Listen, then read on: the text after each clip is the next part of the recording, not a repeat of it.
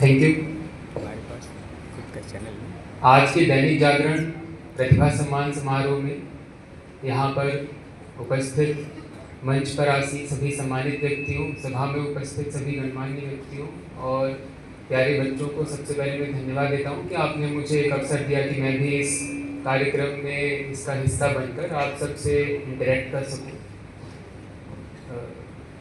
बच्चों से जब भी बात होती है जो स्कूल जा रहे हो तो हमेशा वो एक, मुझे लगता है सभी लोगों के लिए विशेष अवसर होता है, क्योंकि ये जीवन का ऐसा फेज है जिससे हम सभी लोग किसी न किसी समय पे गुजरे हैं। तो जब एक टाइम था जब हम लोग भी इस लाइन की दूसरी तरफ थे, आपकी जगह बैठे थे, तो एक ऑटोमेटिकली रिलेट करने लग जाते हैं। तो इसलिए ये लगता है कि जब हम सुन रहे थे बाकी लोगों को तो हमारा कैसा परसेप्शन था, कैसा एक्सपीरियंस था। तो एक चीज़ हमेशा जब भी मैं बात करता हूँ किसी से तो ये ज़रूर कहता हूँ कि जो भी मेरे द्वारा बातें बताई जाएं, ज़रूरी नहीं है कि वो सारी चीज़ें आप पे 100% एप्लीकेबल हों, क्योंकि हर इंसान जो भी बातें बताता है वो अपने एक्सपीरियंस के आधार पर बताता है, अपनी समझ के आधार पर बताता है। तो जो हमारा नॉलेज गेन करने का एटीट्यूड है वो मेरे ख्याल से ये होना चाहिए कि हमारी कोशिश ये हो कि हम हर इंसान से सीखें, चाहे कोई इंसान कैसा भी क्यों ना हो, अच्छे से अच्छा क्यों ना हो सकता है उसमें कुछ गलत आदतें हों या फिर कुछ उसकी जो परसेप्शन है वो गलत हो, तो उनसे दूर रहना चाहिए। और कभी कभी ऐसा भी हो जाता है कि जो बहुत ख़राब इंसान हो उसमें भी कोई एक अच्छी क्वालिटी मिल जाए तो वो भी हमें उसका अनुसरण करना चाहिए।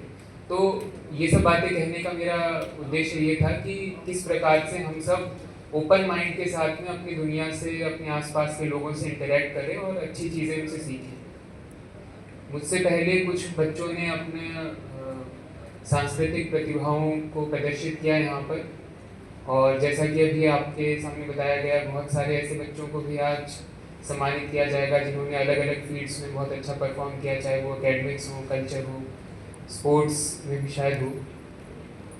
तो हमारे जनपद में डेफिनेटली बहुत ही होनहार बच्चे हैं जो कि डिस्ट्रिक्ट, प्रदेश लेवल पे, देश स्तर पे भी बहुत अच्छा करते हैं।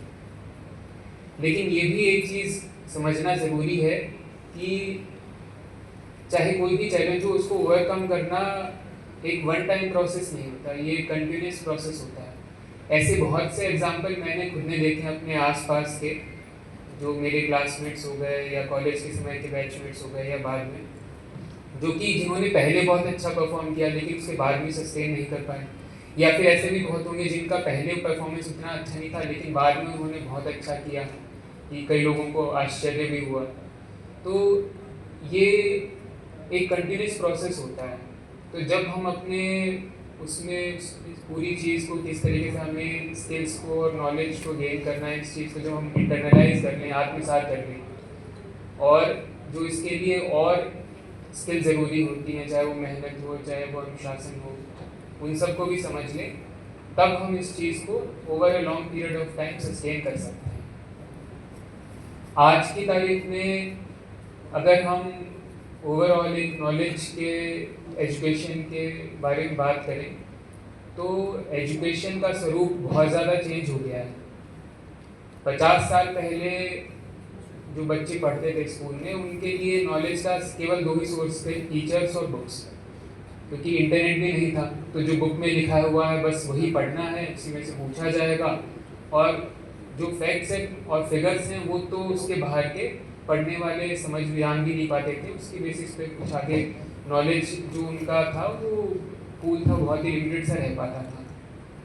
आज की तारीख में भी डेफिनेटली इनका रोल बहुत इम्पॉर्टेंट है, बट धीरे धीरे जैसे इंटरनेट आया तो उससे जो आपके पास में नॉलेज का पूरा डेटाबेस अवेलेबल था वो बहुत ही ज़्यादा एक्सपेंड हो गया। आज एक व्यक्ति चाहे वो दुनिया की सबसे अंडर डेवलप्ड कंट्री में, सबसे अंडर डेवलप्ड सिटी में क्यों ना बैठा हो, वो दुनिया के सबसे most developed country, state, district, area से में बैठे हुए व्यक्ति से भी बात कर सकता है। वो अक्रॉस एज बात कर सकता है, अक्रॉस एम्प्लॉयमेंट उसका जो स्टेटस है, किसी से भी वो बात कर सकता है, आइडियाज़ को एक्सचेंज कर सकता है, सीख सकता है। तो इससे फ़ायदे भी हैं और साथ के साथ में एक नया स्किल सेट भी है जो कि इम्पोर्टेंट हो गया है। फ़ायदे ये हैं जैसे कि ऑब्वियस ये है कि आपको नॉलेज के लिए केवल अपने सामने की बुक्स पर डिपेंड करने की ज़रूरत नहीं है, लेकिन इसके साथ ही ये स्किल भी बहुत इंपॉर्टेंट हो गई कि किस तरीके से आप के पास में अगर बहुत ज़्यादा इनपुट है तो उसमें से कैसे आप छांटें कि कौन कौन सी नॉलेज इसमें से रेलिवेंट है और क्या क्या ज्ञान को आप ग्रहण करें और उसको यूज़ करें। तो ये स्किल बहुत इंपॉर्टेंट हो गई। ये तो जैसे कि बाकी स्किल होती है इस वैसे ही ये स्किल भी ऐसी है जो कि आपको धीरे धीरे प्रैक्टिस से ही आप गेन करते हैं। फिर हाल ही के 2-3 सालों में एआई का भी रोल बहुत इंपॉर्टेंट हो गया। आप में से काफ़ी लोगों ने चाहे इंटरनेट पे या न्यूज़ में इसको पढ़ा भी होगा। चैट जीपीटी है और इस तरह के और भी एलएलएम मॉडल्स हैं एआई के। तो इनसे एक स्टेप ये और आगे हो गया है। पहले केवल एक नॉलेज था, स्टैटिक पूल था जो कि आपके लिए अवेलेबल था, लेकिन अब ये चीज़ डायनेमिक हो गई है। तो अब आप सीधे डायरेक्टली कोई क्वेश्चन पूछ सकते हैं, आपको एआई है वो एनालाइज करके भी बता देगा, जिसका मिसयूज़ भी लोग कर रहे हैं। तो इसमें ये इम्पोर्टेंट हो जाता है कि इस चेंज होते परिदृश्य में, इस एनवायरनमेंट में कैसे आप अपने आप को रेलेवेंट रखें। तो इसमें कई बार मुझे लगता है कि एक चीज़ हमें ये देखनी चाहिए कि किस तरीके से हम स्किल को गेन करना है, क्योंकि अगर हमारा जो एजुकेशन होगा वो केवल नॉलेज बेस्ड होगा, फैक्ट्स और फिगर्स पे बेस्ड होगा, तो वो टाइम के साथ में इनवेरिएबली आउट ऑफ डेट हो जाएगा। लेकिन अगर हमने स्किल्स गेन की हैं तो वो स्किल हमारे साथ में हमेशा रहेगी। वो स्किल एक फाउंडेशन की तरह बिहेव करती है। फिर रिक्वायरमेंट चाहे जो भी हो, अगर फाउंडेशनल स्किल्स हमारे पास हैं तो फिर हम उस रिक्वायरमेंट के हिसाब से अडेप्ट करके नॉलेज भी गेन कर सकते हैं, उसको अप्लाई भी कर सकते हैं।